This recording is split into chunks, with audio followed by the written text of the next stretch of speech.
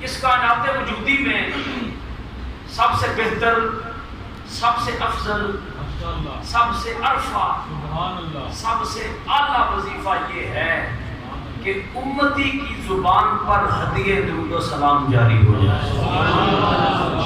باقی آپ بولتے رہیں گے میرے ساتھ تو بڑی جلدی میں بات سمجھانے میں کامیاب ہو جاؤں گا۔ اگر کوئی بندہ دیکھنا چاہے کہ درود و سلام کتنا بڑا وظیفہ ہے تو وہ اس بات سے اندازہ لگائے کہ نماز میں نیت ہم نے کی تھی کہ خالص عبادت کس کے لیے ہے؟ اللہ کی۔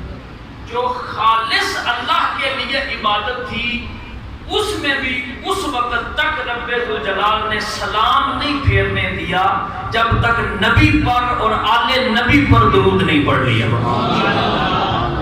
کوشش کریں، ابھی آپ سارے نہیں بولے، کوشش کریں کہ سارے شریک بولیں۔ سننے والوں کو سننے کا ثواب ملتا ہے، بیان کرنے والے کو بیان کا ثواب ملتا ہے۔ آپ جو سبحان اللہ یا ماشاء اللہ یا الحمدللہ یا اللہ اکبر کی تسبیح پڑھیں گے اس کا ثواب آپ کو بھی ملے گا، مرحوم کو بھی ملے گا۔ محفل میں آنے والا ہر بندہ اس میں اس طرح شریک ہو سکتا ہے۔ سنن ابی داؤد سے یہ حدیث سنا رہا ہوں۔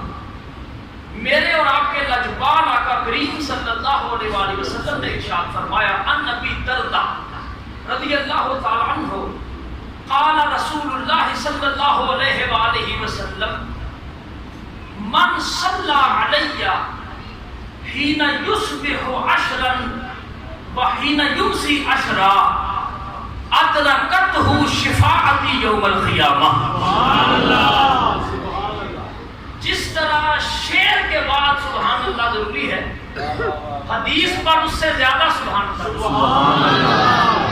ہماری قوم کا مزاج یہ بن گیا ہے کہ جب کوئی خطیب شعر سنائے تو مسجد سبحان اللہ سے گونج اٹھتی ہے، اگر کوئی شعر پر سبحان اللہ نہ بھی کہے تو کچھ نہیں ہوتا۔ حدیث پر اس لیے مچل کر سبحان اللہ کہنا چاہیے کہ لفظ وہ ہیں جنہوں نے کن فیکون والی زبان کو چوما۔